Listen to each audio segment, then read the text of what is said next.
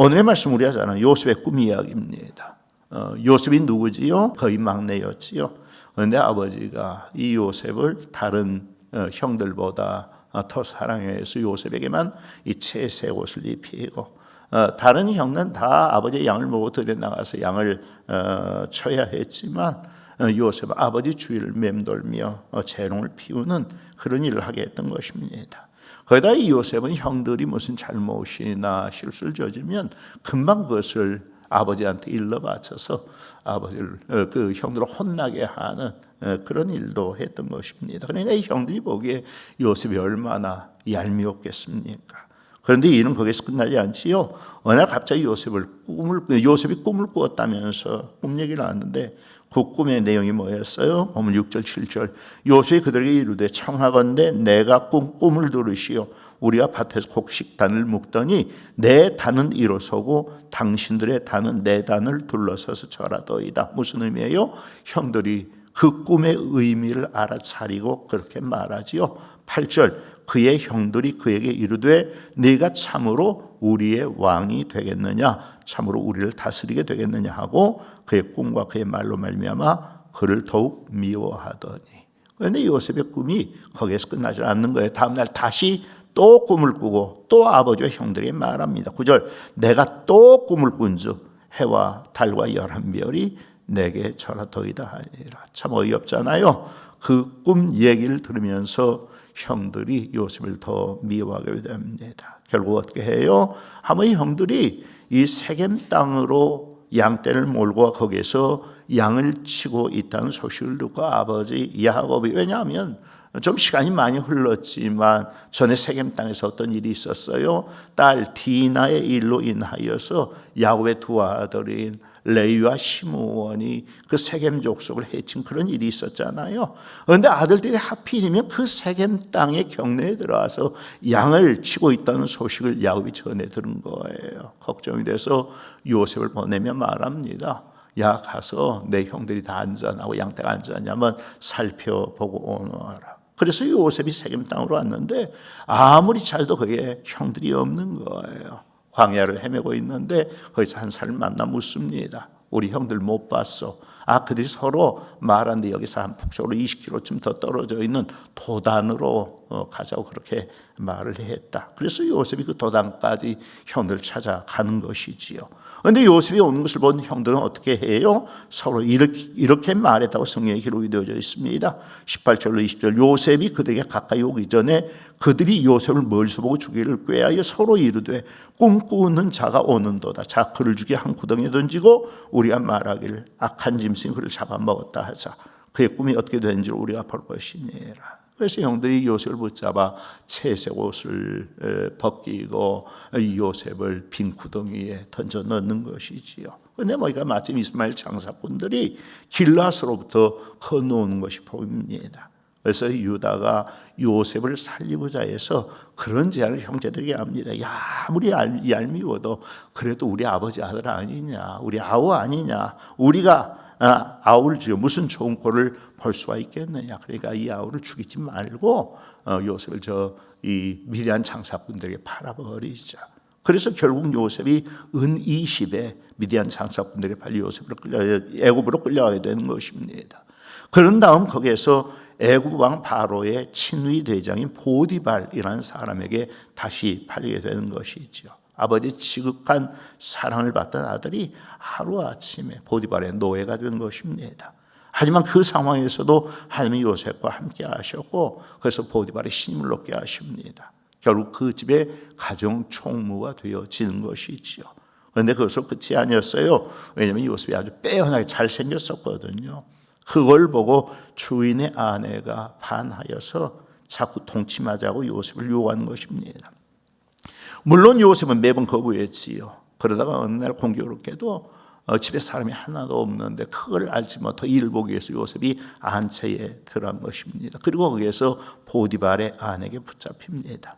보디발의 아내가 또다시 요셉의 옷을 부여잡고 통침하자고 요구를 합니다. 그래서 요셉은 하나님과 자기 주인에게 죄를 지을 수 없다 해서 겉옷을 벗어둔 채 도망쳐 나오게 되는 것이지요. 그러자 여주인이 어떻게 해요? 소리를 질러 집에 사람들을 불러 모으더니 요셉이 자기를 희롱하기 위하여서 이렇게 안채에 들어왔다가 자기가 소리를 크게 질렀더니 도망쳤다고 그렇게 거짓말하지요. 밤에 퇴근에 돌아온 자기 남편에게도 똑같은 말을 합니다. 결국 요셉은 왕의 감옥에 갇히게 됩니다. 그렇지만 하나님은 다시 거기서도 요셉과 함께 하셨고, 그래서 간수장이 감옥의 모든 사무를 요셉에게 맡겨 처리하게 합니다. 그런데 그 감옥 안으로 누가 끌려 들어와요? 왕의 술을 맡아 관리한 관원장과 떡을 맡아 관리한 관원장이 바로의 노여움을 사서 끌려 들어오지요. 그리고 동시에 징조가 있는 꿈을 꿉니다.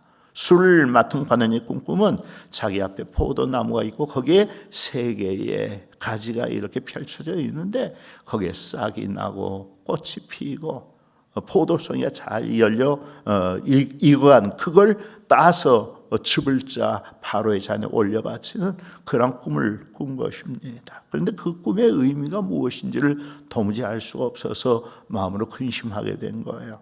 그런데 그걸 보고 요셉이 묻는 것입니다. 무슨 근심이 있으십니까? 어젯밤 도무지 의미를 알 수 없는 꿈을 꾸었기 때문이라네. 어떤 꿈입니까? 하나님께서 해석을 알려주실 것입니다.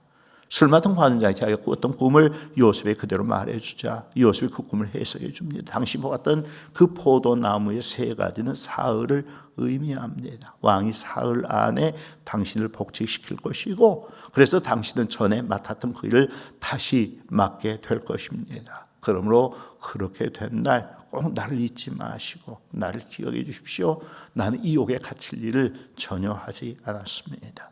그 해석이 좋은 것을 보고 떡을 맡은 관원장도 자기가 꾸었던 꿈을 요셉에게 말합니다. 나도 어젯밤 비슷한 꿈을 꾸었다네.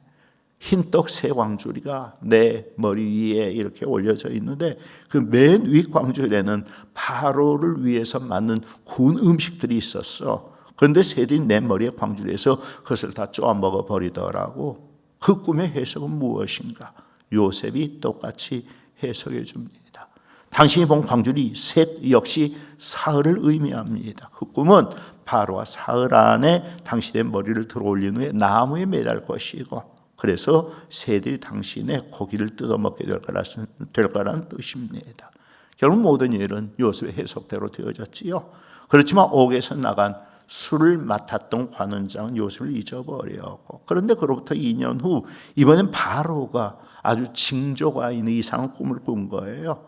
아름답고 살진 암소 7이 강가에서 올라와 칼밭에서 풀을 뜯고 있는데 그 뒤를 이어 흉하고 파리한 다른 암소 7이 나일강 강가에서 올라와 그 살찐 소들과 함께 있다가 그 살찐 소들을 삼켜버리는 그런 이상한 꿈을 꾼 것입니다.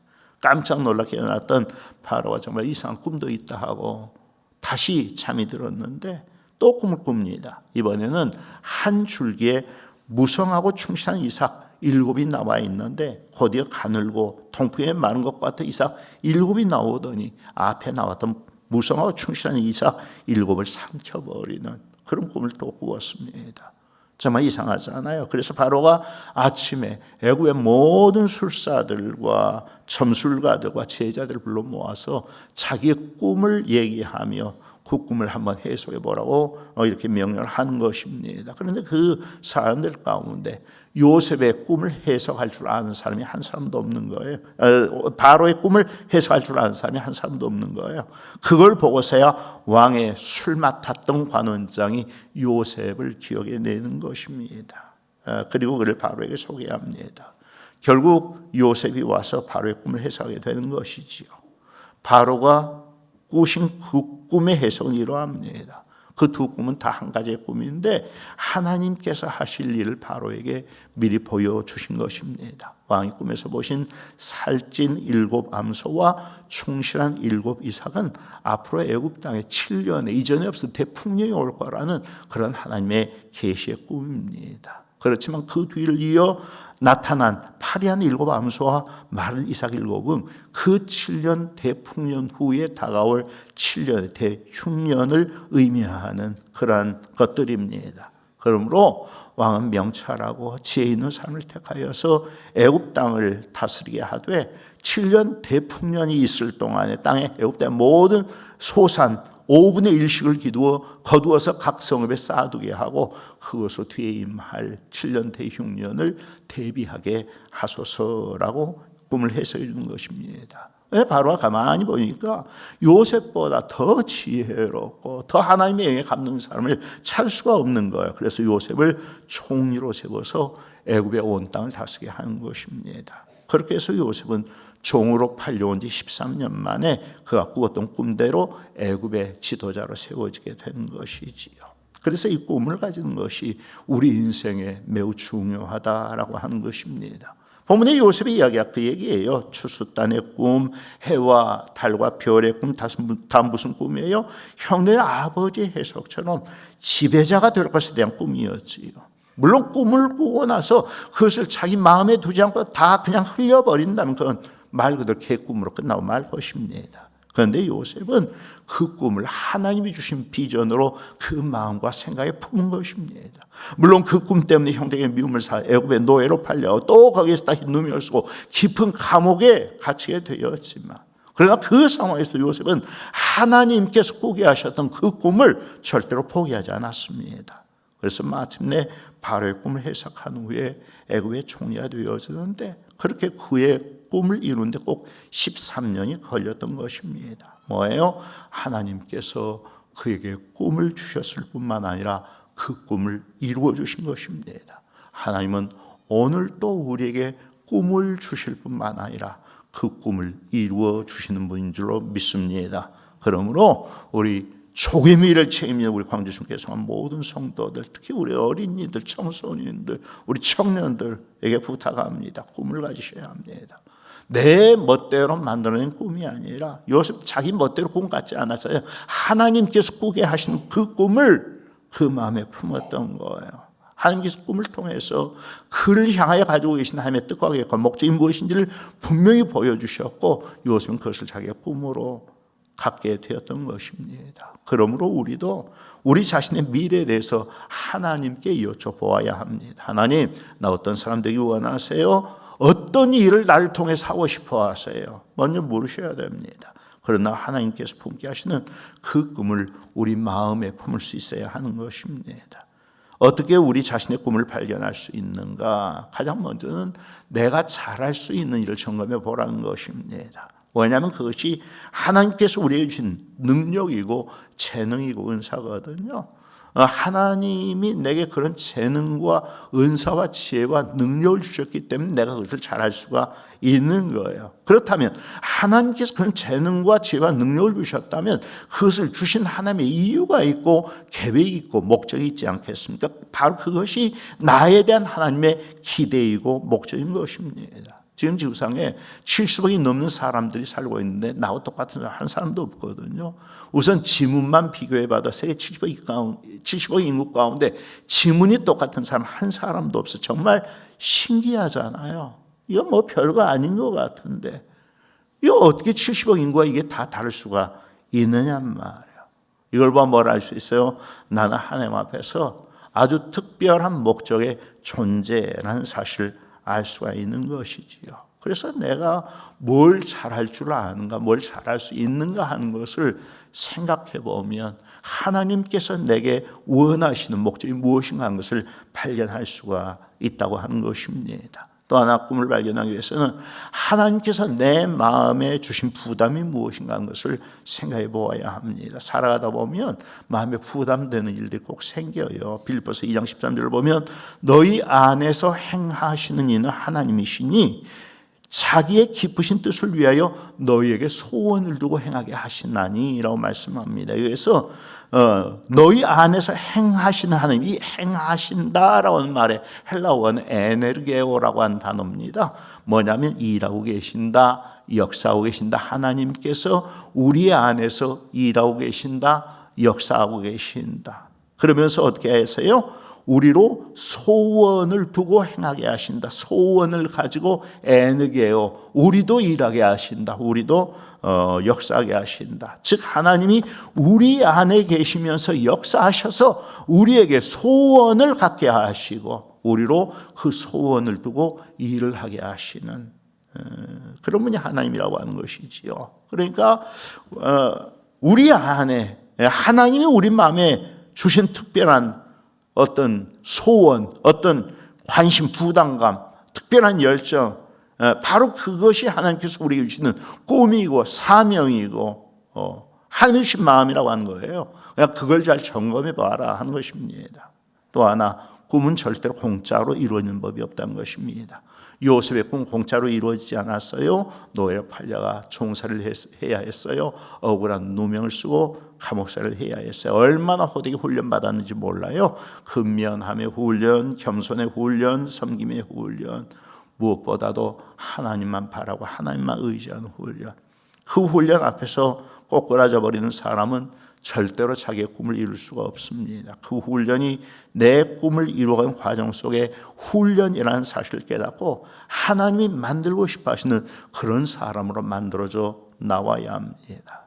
그래야 하나님께서 결국 그의 꿈을 이루어 주시는 것입니다. 그것이 어떤 훈련이 되었든 우리 자녀들은 그 훈련을 잘 감당해내는 그런 사람이 될 수 있어야겠습니다.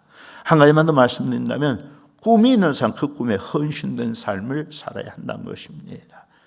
꿈은 무조건 내 마음에 나 앞으로 어떤 사람이 되어야 되겠다라고 생각한다고 해서 그런 사람이 될 수 있는 것이 아니라 그것이 내 꿈으로 확정이 되어졌다면 나는 그 꿈에 헌신된 삶을 살아가야 한다고 하는 것입니다. 꿈에 대한 요셉의 헌신은 그의 나이 17부터 시작이 되었습니다. 그때는 노예로 애굽에 팔려갔고 아주 많은 유혹과 공격과 어려움이 있었지만 절대로 그 상황에서 자기의 꿈을 포기하지 않았습니다. 그 꿈 때문에 모든 것을 참아내고 모든 유혹을 이겨냈습니다. 그것이 꿈에 대해서 헌신된 삶입니다. 현대 선교의 아버지라 일컫는 윌리엄 캐리라고 하는 사람이 있습니다. 구두 수성공으로 일하면서 예수를 믿게 되었고 선교에 대한 꿈을 갖게 되었습니다. 그는 선교사의 꿈을 꾸면서 선교사가 되기 위해 가장 중요한 게 뭔가 생각을 해보니까 언어를 습득하는 일이었습니다. 그래서 그때부터 독학으로 여러 나라의 언어들을 공부해 나가기 시작을 합니다. 결국 많은 언어에 능통한 사람이 되어졌습니다. 그런 어느 날 캐리의 친척 동생이 자신이 들어가기로 한 옥스퍼드 대학에 캐리를 데려가서 한 어학 교수를 만나게 됩니다. 그런데 이 어학 교수가 캐리와 잠시 윌리엄 캐리와 얘기를 해보니까 언어적 능력이 아주 탁월한 거예요. 그래서 캐리에게 이런 제안을 합니다. 당신이 이 학교에 들어오면 이 나라 역사에 아주 큰 영향을 미치게 될 것입니다. 그리고 이 나라의 여왕께서도 당신을 기뻐하게 될 것입니다 라고 제안을 했습니다. 하지만 그분의 말에 캐리는 그런 말로 거절을 한 것이지요. 교수님께서는 영국이라는 나라의 여왕을 말씀하셨지만 나한테는 이미 나의 전생을 건 한 나라가 있습니다.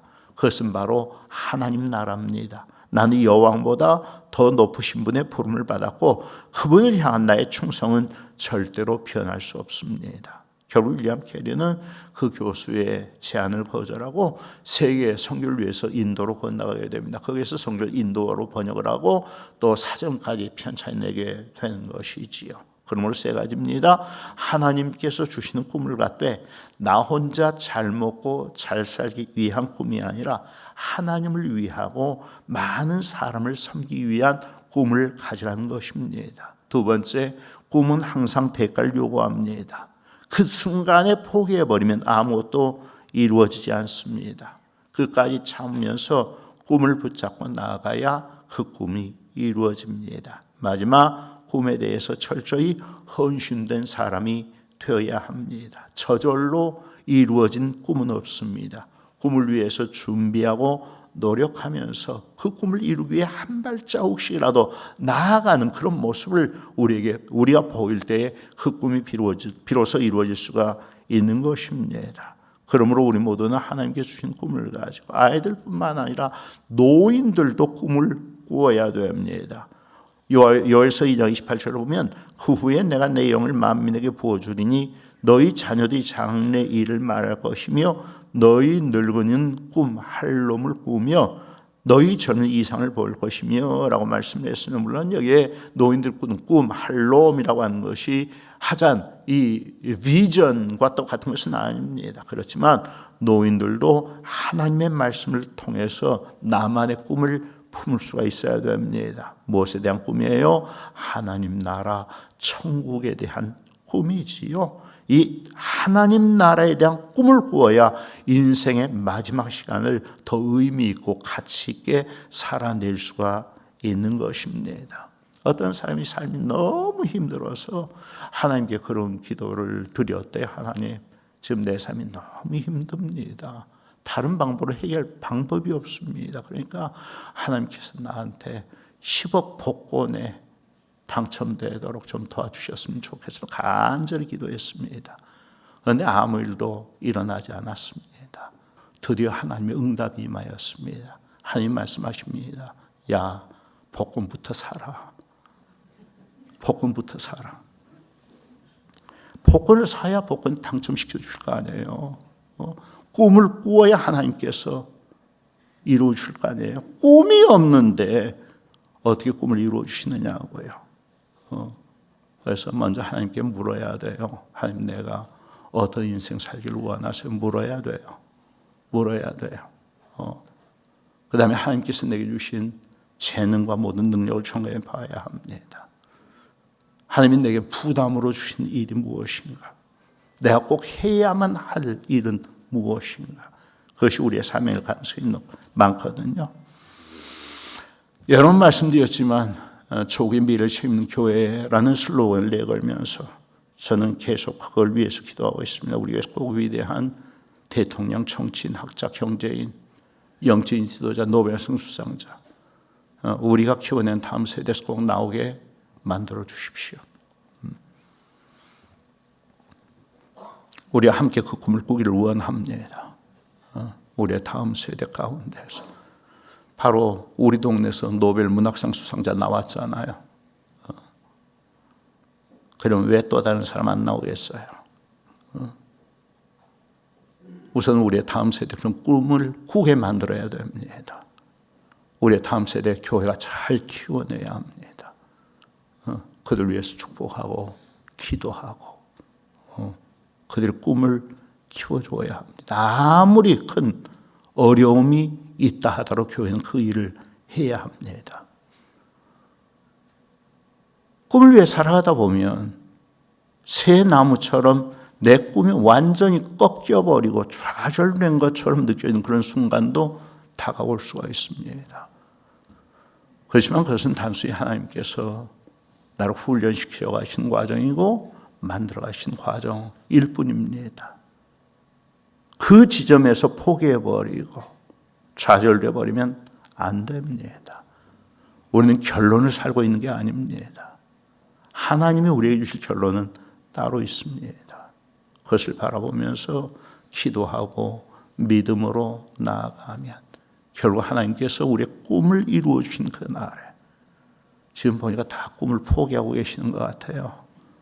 내 나이가 몇인데 늦지 않았습니다. 다시 꿈을 회복하시고 그것을 위해서 기도하시기 바랍니다. 하나님이 어떤 방법으로 이루어 주실지 우리는 모릅니다. 반드시 이루어 주시고 그 일을 통하여 영광을 거두실 줄로 믿습니다. 꿈을 이루시고 그들로 하나님께 영광 돌리는 우리 모든 성도님들 되시길 주의 이름으로 축복합니다.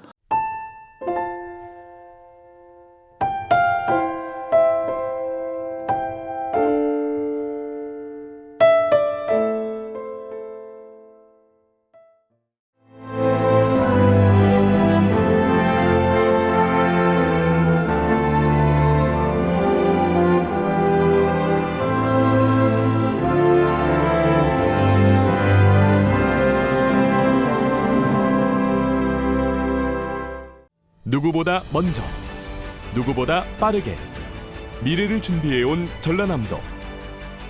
교육과 삶, 여행 같은 일상은 행복으로, 미래에 한 발 더 가까이 대한민국의 산업을 지탱하는 그 힘은 전라남도에 있습니다.